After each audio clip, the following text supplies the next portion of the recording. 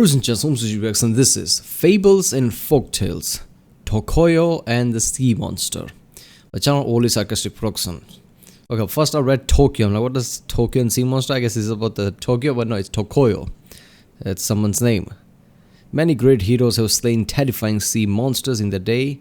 Perseus, Beowulf, Thor, and of course we can't forget this teenage girl with a tiny knife. Step of your game. Alright, I'm guessing this is this is gonna be a Japanese folktale. I like it. Japanese tales are really terrifying sometimes. I've seen I guess multiple videos from this channel already about Japanese myths and things like that, so it's always awesome. Fable and folktales is like miscellaneous myth, but it's like it's folktales, right?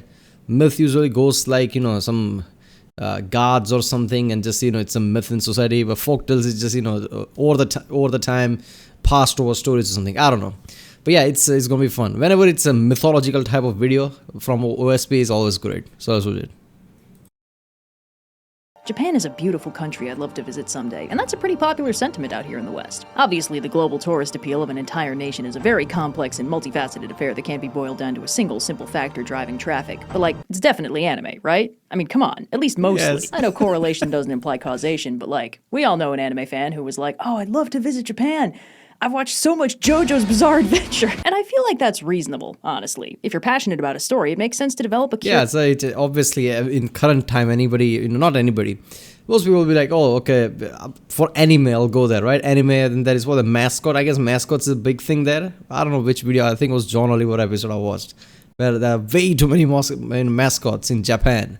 Like every different thing has a mascot. Even the your local governments have local corporations, right, or whatever has their own mascots, which is it's epic. Curiosity about where that story comes from. One of the most efficient methods of cultural exchange is storytelling. It provides a window into a foreign cultural experience, and that potentially sparks increased interest in the culture from people who might otherwise never deal with it. Of course, hearing stories from a culture is not the same thing as understanding that culture, but if the stories trigger an initial interest, it can still lead to a broader, more immersive learning experience. And the process also happens in reverse. Learning about a place and culture can make you curious about its stories and folktales. One of the favorite pastimes of historical globetrotters has been going somewhere new and then documenting as many local stories as they can get their hands on. History, folk tales, mythologized combinations of the two. The fact is, people like stories, and good stories make people want to know more. Back at the turn of the 1900s, British dude Richard Gordon Smith demonstrated my point. Wait a minute, what?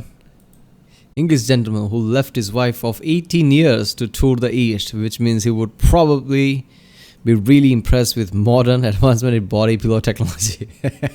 Okay. Smith demonstrated my point handily by spending most of his later life traveling as far east as he could manage, which, considering the alternative was living in England, makes a lot of sense. He ended up settling in Japan for a good chunk of his later years, but along the way he kept extensive journals of his travels and later collected some of the stories he'd heard into an anthology of folktales called Ancient Tales and Folklore of Japan, which is where we find the story we'll be talking about today. Unfortunately, this is the only place we can find this specific story, and while it seems pretty unlikely that Smith fully made it up, it isn't specifically corroborated anywhere else I can find. So, with the understanding that a British tourist isn't going to have the most accurate and culturally nuanced understanding of this tale, let's get into it. So our story begins with... it's fables and folktales, right? In the end, it's all made up, but yeah, I guess...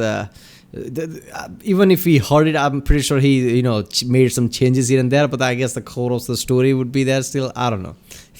I like how he just left his 18 years of wife and just 18 years of marriage. Ask her it. I guess, she's like, God, you're not man enough for anything. He's like, I'm done with this shit. I'm going east. East where? Wherever it ends, I guess.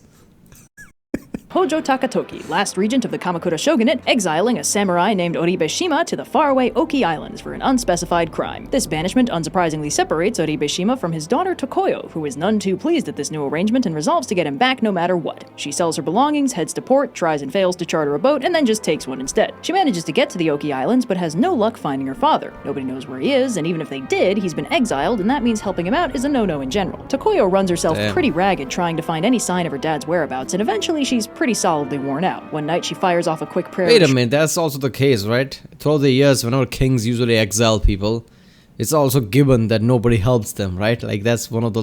it's... I don't know if they directly say it or not, but I guess people just okay, he's been exiled by the king. Let's not do anything about it. Let's not help him at all. That's just fucked up life, right? You're just wandering away from your lands. Sometimes you need help and people are not even helping you at that point because they're afraid. King might be pissed off.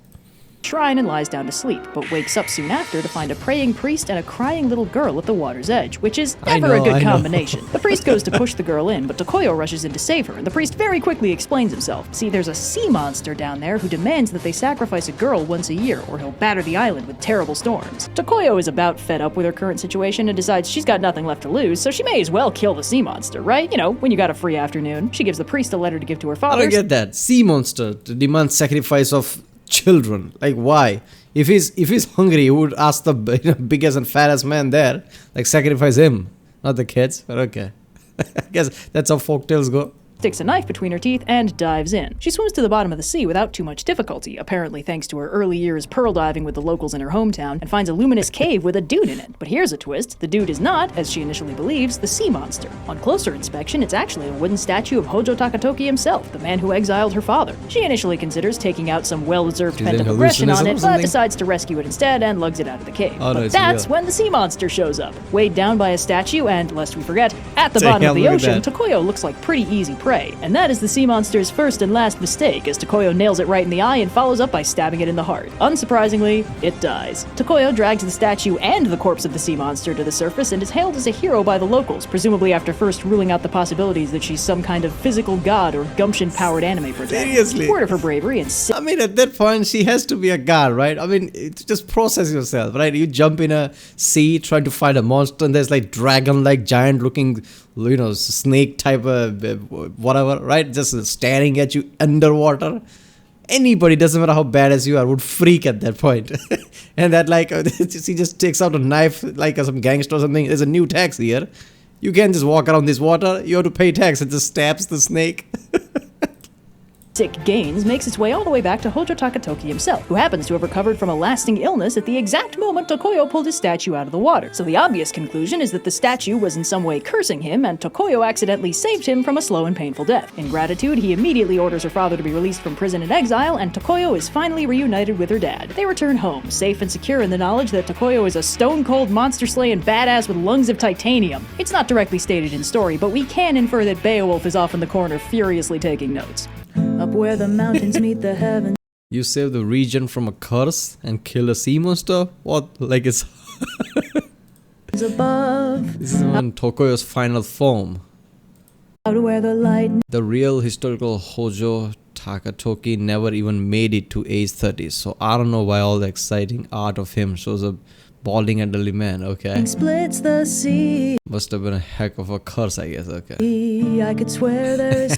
Damn, alright. This was a fun one. This was like a short but badass one, right? There's a badass girl who just kills a sea monster, saves the king, and in the end gets pardon for for her father. So yeah, there you go. Overall, just an uplifting story. I was expecting something dark, really dark. Because I don't know, I think I'll watch 2 or 3 videos from this channel about, Japan's type of mythologies, and they're usually dark, some ghost, this and that, which is ridiculous. But yeah, this is uplifting. It's just, there's a badass girl, apparently. She has to be a god if this happened, right? I mean, come on. Right, people, that was Fables and Folktales, Tokoyo and the Sea Monster by channel Sarcastic production. If you like my reaction, don't forget to subscribe. Yeah, I'll see you next time.